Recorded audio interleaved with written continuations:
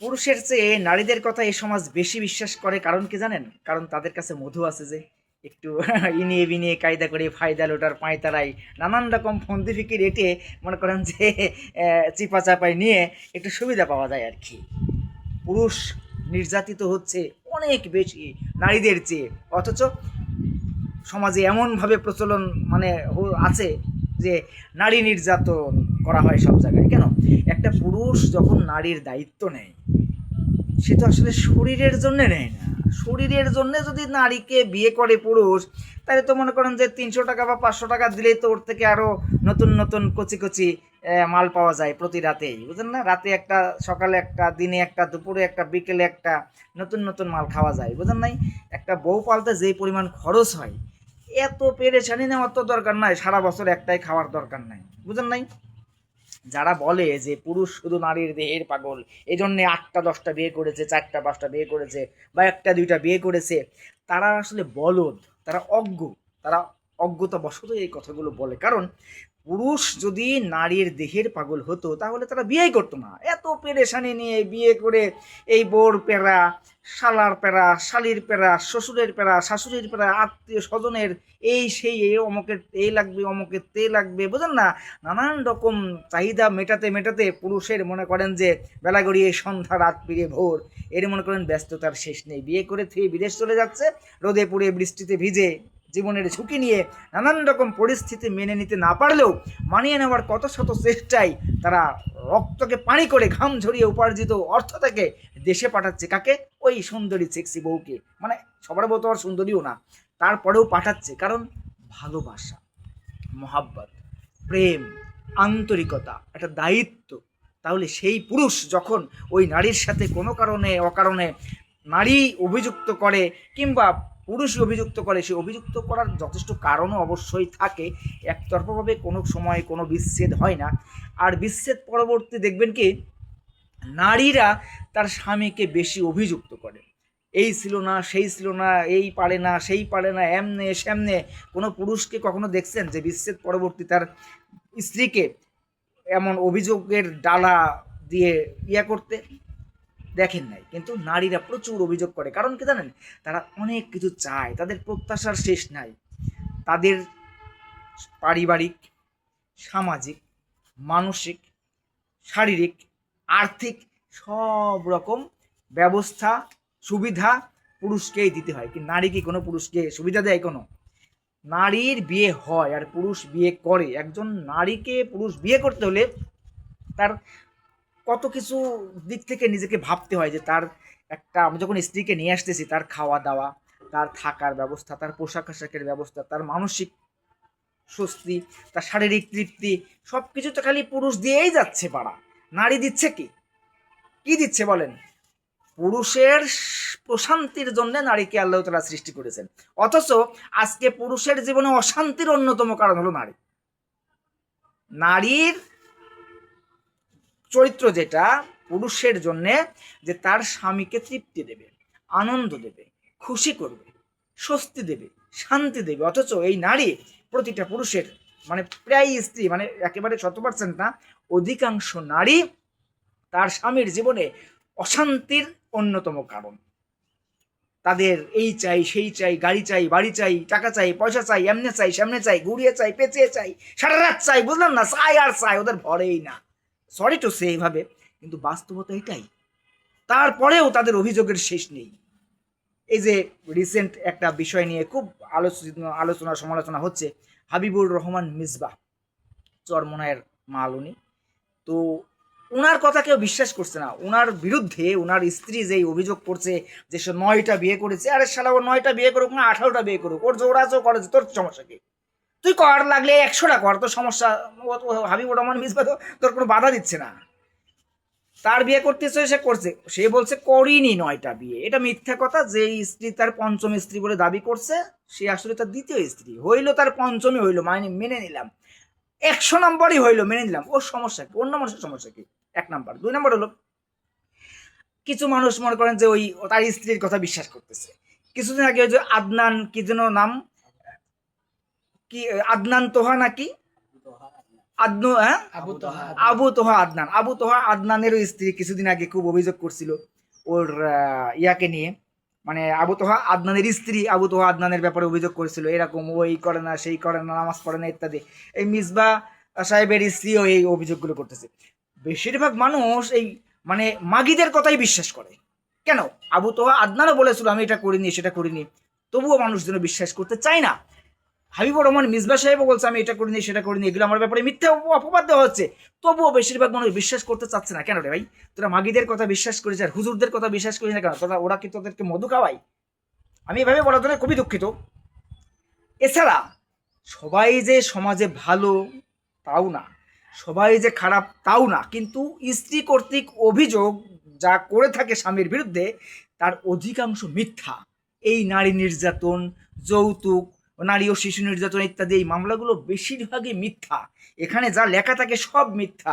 Divorce দেওয়ার ক্ষেত্রেও নারী কর্তৃক যখন পুরুষকে ডিভোর্স দেওয়া হয় বা ডিভোর্স দেয়, ওই নারীর অবশ্যই একাধিক সম্পর্ক আছে এবং তার পূর্বে হাত বদলের অভিজ্ঞতা আছে।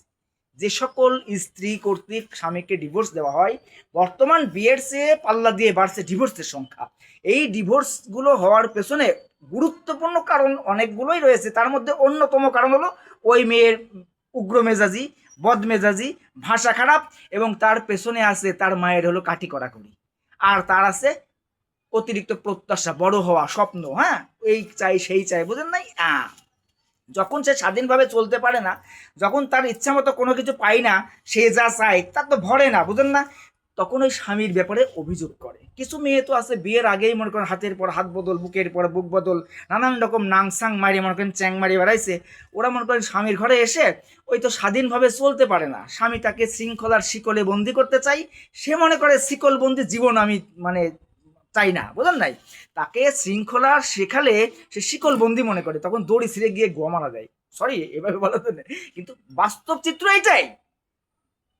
এই মানুষগুলো, এই নারীগুলো যারা, আরে ভাই তোমার স্বামী হলো রোদে পুড়ে বৃষ্টিতে ভিজে জীবনের ঝুঁকি নিয়ে তোমার জন্যে দেশ বিদেশে পরিশ্রম করে তোমার জন্য পারিশ্রমিক দিয়ে তোমার মানে জীবনযাপনের যতটুকু সম্ভব সাধ্যের মধ্যে সে চেষ্টা করতেছে, তারপরেও বানা তোমাদের ভরেই না, তোমাদের আরও চাই আরও চাই। শালা মানুষে মানুষের প্রতিযোগিতা, অমুক অমুক ভাবি এই কিনলো, অমুক ভাই এই দিল, অমুকের তাই এই দিল, মানুষের সাথে মানুষের পাল্লা দেওয়া, কম্পিটিশন।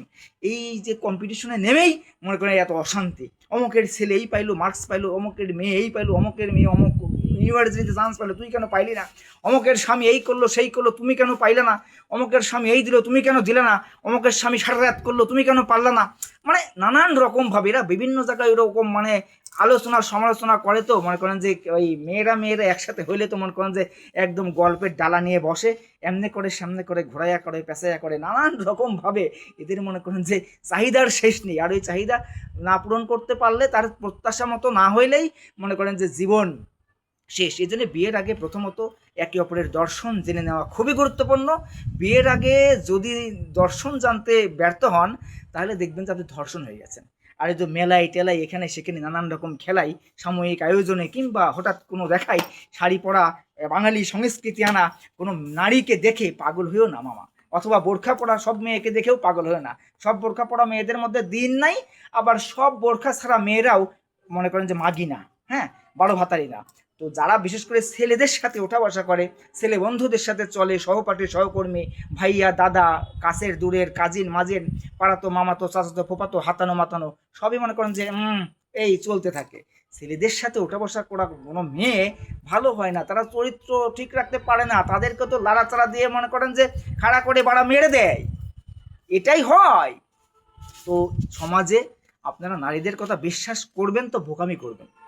আপনারা নারীদের কথাই যদি বিশ্বাস করেন তো ছেলেদের কথা কেন বিশ্বাস করবেন না? তার স্ত্রী তার বিরুদ্ধে অভিযোগ করতেছে, এই হাবিবুর রহমান মিসবার স্ত্রী তার বিরুদ্ধে অভিযোগ করতেছে, আবু তাহা আদনানের স্ত্রীও তার বিরুদ্ধে অভিযোগ করেছিল, এরকম আরও বহু স্ত্রীরা তার স্বামীদের বিরুদ্ধে অভিযোগ করে। আপনারা ওই মাগিদের মানে সরি মেয়েদের কথাই বলি, ওই নারীদের কথা বিশ্বাস করেন, আর তার স্বামী যে কথাগুলো বলছে সেগুলো কেন বিশ্বাস করবেন না? আপনারা যদি বিচার করেন বা মন্তব্য করেন বা মতামত দেন, উভয় পক্ষের কথা শুনতে হবে তো ভাই। এক পক্ষের কথা শুনে আপনারা লাফাবেন, কারণ তাদের মধু আছে যে আপনাদের খাওয়াই মনে হয় না। আর এছাড়া দলীয় কথা যদি বলেন যে জামাতের লোক খারাপ, অমকের লোক খারাপ, তমকের লোক খারাপ, বিভিন্ন দলের লোকজন নিয়ে কথা হচ্ছিল। তো চরমোনাই নিয়ে কেউ কথা বলে না, আর চরমোনাই নিয়ে কথা বলার মতোও না ভালো ছাড়া। তো এখন মনে করেন যে ওর স্ত্রীকে হয়তো কেউ কাটিং করে দিয়েছে, হয়তো কোনো জায়গায় ওই নারীর সংযোগ থাকতে পারে, একটু লাড়াচাড়া দিয়ে দিয়েছে, একটু মজা পাইছে, মধু খাওয়াইছে, একটু বিনিময় হয়েছে, বুঝলেন না। এখন ওই যে মানে চরমোনার একজনকে নিয়ে কাটিকড়া করতেছে, একটু বিতর্কিত করার চেষ্টা করতেছে। তো আমি চরমোনায় গিয়েছিলাম এবং চরমোনায় হুজুরের সাথে আমার খুব ভালো সম্পর্ক আছে আলহামদুলিল্লাহ, এবং তারা সবাই আমাকে যথেষ্ট মহব্বত করেন আলহামদুলিল্লাহ। তো চরমোনাই মানুষদেরকে নিয়ে কিছু মানুষজন ওই যে কাটি করা করি, সবার ভালো মন্দ তো থাকেই, মানে বুঝলেন না, মানে সবাই তো চাই একটু মানে সাদা জামা একটু কাদা দিতে, বুঝলেন না। আর যারা একটু বেশি নষ্ট ফষ্ট এই সেই, যারা কালো অন্ধকার পাপি, তাদের তো কালো পোশাক বলেন, তাদের তো হারার কালি ডলিয়ে দিলেও মনে করেন তাদের কিছু আসা যায় না। জেনারেল শাখায় স্কুলে কলেজ ইউনিভার্সিটিতে পকাম পকাম মারি বেড়াচ্ছে, মনে করে যে ছেলে মেয়ে কোলের উপরে বসাই নিয়ে খেলা করতেছে, আউলা বাউলা ল্যাংটা হয়ে এই প্রোগ্রাম সেই প্রোগ্রাম, মনে করেন যে র্যাক ডে ফ্যাক ডে বিভিন্ন উদযাপনে ওড়না আসল পিঠ মানে ঠিক নেই, বুক পিঠ পেট বের করা, মনে করেন যে মানে ঝাঁকি ঝাঁকি ঝাক্কা নাক্কা দিচ্ছে, বল টল দেখাচ্ছে। হ্যাঁ, মনে করেন যে যত বড় বড় বল দেখায় আমি তো ভয় পাই, আল্লাহ এ বল এত বড় হইলে মাঠ কত বড়, এত বড় বল খেলতে কত বড় মাঠ লাগে, শুয়ারের বাচ্চারা, বুঝলেন না। এরকম ভাবে চলতেছে, তাতে কোনো সমস্যা নাই। আর মাদ্রাসায় যদি দুই একটা বিচ্ছিন্ন দুর্ঘটনা ঘটেও থাকে, তাইলে মনে করেন তাদের গুয়ায় একদম বারুদ জ্বলে যায়। আরে মাদ্রাসার হুজুর ধরো ধরো, আগে মাদ্রাসা বন্ধ করো, আগে মসজিদ বন্ধ করো। সারা মসজিদ মাদ্রাসার হুজুরও না থাকলে তো দাফনও হবে না। তো আপনাদের বাপদাদা মরছে না, মরার পরে মিলাদ দেন, এই হুজুর নিয়ে আসেন, মাটি দেন, দোয়া করেন, আল্লাহ আমার আব্বা মারে জান্নাতের ছাদের উপরে তুলে দাও। হ্যাঁ, 500 টাকা দান করে মনে করেন জান্নাতের ছাদের উপর তুলে দিল আপনাকে, না সারা জীবন আকাম কোকাম সুদাইয়া জান্নাতে একদম কিনে দিলেন 500 টাকা দান করে। ফাইজলামি সুদান মিয়া। ভালো, এই আমরা একই ক্লাসে পড়াশোনা করার পরেও, একইভাবে পরীক্ষা দেওয়ার পরেও যেমন সবাই একই মার্কস পায় না, সবাই পাসও করে না, সবাই পুরস্কৃতও হয় না, সবাই প্রথম দ্বিতীয় হয় না, ঠিক এরকম পৃথিবীতে একই সাথে নামাজ কালাম পড়া সত্ত্বেও, একই সাথে জীবনযাপন করা সত্ত্বেও আমি চাইলাম আর জান্নাতে চলে গেলাম, জান্নাতের ছাদের পরে যাই মেওয়া ফল খাইলাম, গল্পটা এত সহজ না মামা।